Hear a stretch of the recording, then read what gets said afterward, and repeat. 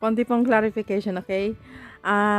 Nagpapala ako ng snow ngayon dahil on vacation sila. Pumunta sila sa ibang region.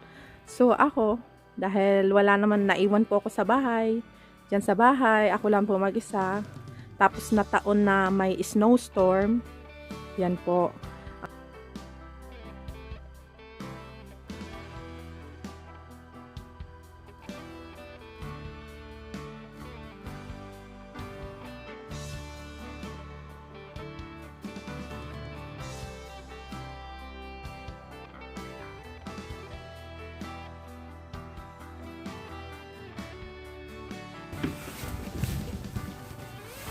Hala guys, yan. Ganyang karami yung snow. Patay-patayin tayo nito. Kagahapon, day off ko. Gabi na ako nakabalik. Gadito na po ang snow. Tingnan nyo. Gatubod ko na. Kailangan malinisan ng snow. Kailangan malinisan dahil kung hindi, bibigat siya. Mas lalo pong mahirap linisan. Alex!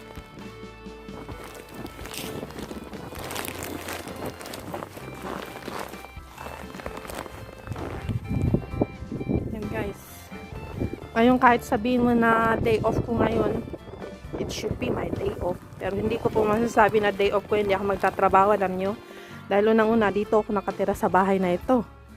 Kung hindi ko linisan ang daan ko, paano ko makalabas? Paano ko sasabihin? Yan ang reality po ng buhay OFW dito sa Russia. Kahit sabihin mo na day off ko, hindi ko masabi na day off mo. Sun today, sunny. Hindi mo masabi na day off mo, hindi ako magtrabaho, hindi pwede. Dahil kailangan, linisin mo yan. Kung hindi, anong dadaanan mo? Ganun lang yan. And, hindi mo masabi na hindi ka magtatrabaho dahil unang-una, stay in ka po dito, sa bahay na to. Dito ako nakatira at kailangan, ayusin ko ang aking daraanan. Yan.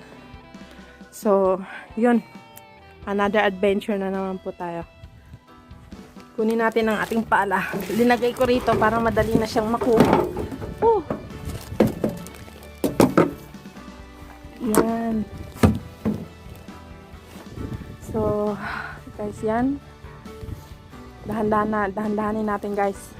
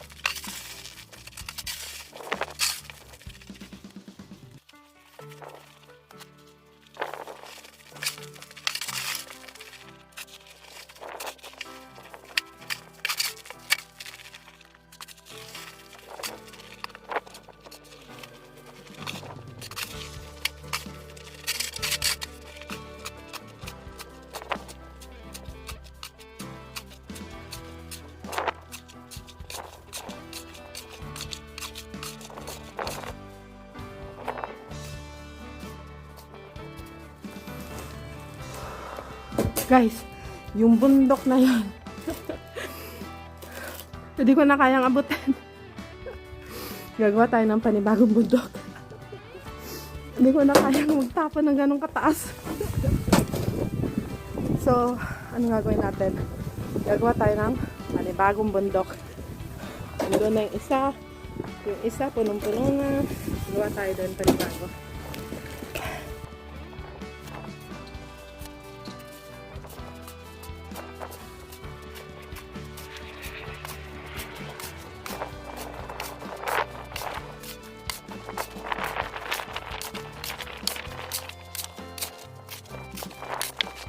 Tingnan nyo guys, sumisikat yung araw. Pag ganyan sumisikat ang araw, ibig sabihin yan magiging malamig. Ngayon na maraming snow sa paligid natin, yan, nalinisan ko na ang parking lot. Pag ganyan na maraming snow sa paligid natin, expect natin na magiging malamig. Mas maganda pa na maging maulap, pagi. Ibig sabihin, hindi masyadong malamig, pero pag sumikat ang araw, kailangan maging well prepared tayo sa lamig.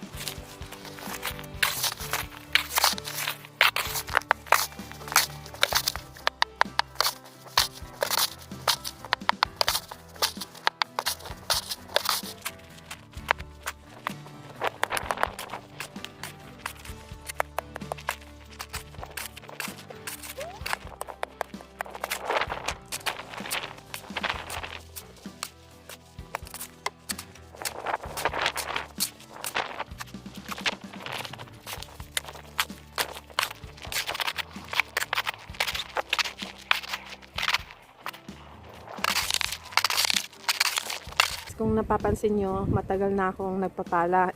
Siguro mga more than 2 hours na ako nagpapala. More than 2-3 hours na ako nagpapala.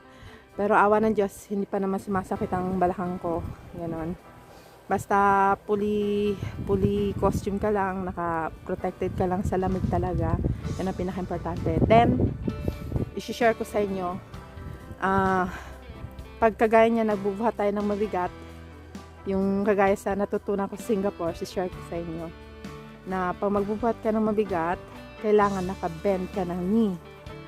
Para ang weight mo mapupunta sa tuhod, hindi sa balakang. Dahil pag ang weight mo napunta sa balakang, for sure, sasakit ang balakang mo. Yan. So, yung technique na yan, natutunan ko po yan yung nasa Singapore pa ako. Nag-aalaga ako ng matanda, mga bedridden na matanda. Tapos kailangan ta-transfer ko sila from bed to wheelchair to car. Ganyan po trabaho ko noon. So, nagpapasalamat ako sa experience na yun. At ngayon, nagagamit ko talaga siya. Very effective talaga siya, guys. Tingnan nyo, guys. Okay? Kailangan bebendin ninyo para ang bigat nasa tuhod. Tapos, bubuhatin nyo siya ganyan. Ganyan. Huwag ganito. Huwag kayong gagawa ng ganyang trabaho. Dahil may tendency, sasakit ang balakang nyo. Gets na? So, yun. Nakakapagod na. More than 2 hours na ako naglilinis. Tapusin ko na ng mabilis to, guys.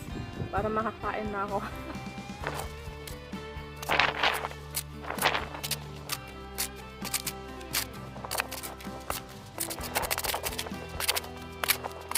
Konting clarification lang, okay? Baka may manood ng video ko, tapos matakot na. hindi na magtrabaho sa Russia dahil magpapala ng snow. Konti pong clarification, okay? Nagpapala ako ng snow ngayon dahil wala po yung amo ko, on vacation sila. Pumunta sila sa ibang region. So ako, dahil wala naman, naiwan po ako sa bahay. Diyan sa bahay, ako lang po mag-isa. Tapos na taon na may snowstorm. Yan po. Nagkusa na lang ako na maglinis. For the sake na rin na may mablog ako.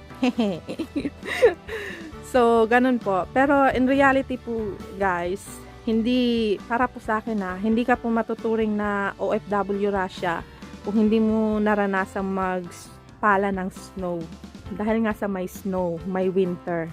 Yan po ang pinakamalaking trabaho po talaga. Okay, pero kung sabihin po ninyo na magtatrabaho sa mga malalaking bahay, na may mga malalaking lupa, of course, sila, may mga gardener na po sila. May mga trabahador na talaga sila na naglilinis talaga ng snow pag winter, naglilinis ng garden pag summer, sila nag-gardening, ganon. Pero since naman po itong amo ko naman po, hindi naman po kalakihan yung area nila, kanilang bahay, hindi naman po kalakihan. Kaya kumuha po talaga sila ng tao, ng katulong na kaya magtrabaho ng all around. Yan. Isa po yan sa malaking puntos kung gusto po ninyo magtrabaho dito sa Russia. Kailangan sanay po kayo mag all around. Ganon. Hindi naman po yan sabihin na pag may bata, kunwari kagaya ko, nani ako, may bata ako, tapos maglilinis pa ako ng snow. Hindi naman po ganon. Okay? Kagaya yan, nani ako pero third floor ang bahay. Hindi naman po ganon. Okay? Pag nagsabing nani ka, of course, priority mo yung bata. Tapos, i-schedule mo yung trabaho mo. Kagaya sa akin, for Monday, maglilinis ako sa first floor, Tuesday at second floor, Thursday, third floor, ganon. Ganon po yun. Baka po mamaya may manood sa akin, tapos natakot na, ayaw na magtrabaho sa Russia dahil ang laki ng trabaho dito sa Russia. Hindi po ganon. Okay? Clarify ko lang po kayo. Sige pa.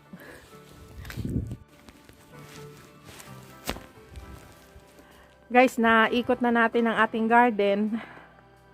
Naikot na natin. At awa po ng Diyos, more than 2 hours. More than 2 hours. Almost 3 hours. Natapos ko rin pong palahin lahat. Bakit po kailangang palahin? Bakit hindi na lang pwedeng iwan dyan? 'Di ba? Unang-una, pangit po siya tingnan. Pangalawa, pag iniwan mo lang po kasi siya, tapos lilinisan mo siya kung kailang magme-melt na siya, mas lalong mahirap dahil ang snow pagbasa, mas lalong mabigat. Sa ngayon po, tapos na akong magtrabaho.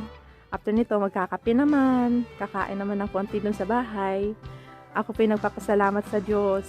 Binigyan niya ako ng malusog na pangangatawan. Susunod po ulit, guys. Maraming salamat sa pagsama ninyo sa akin sa video na ito.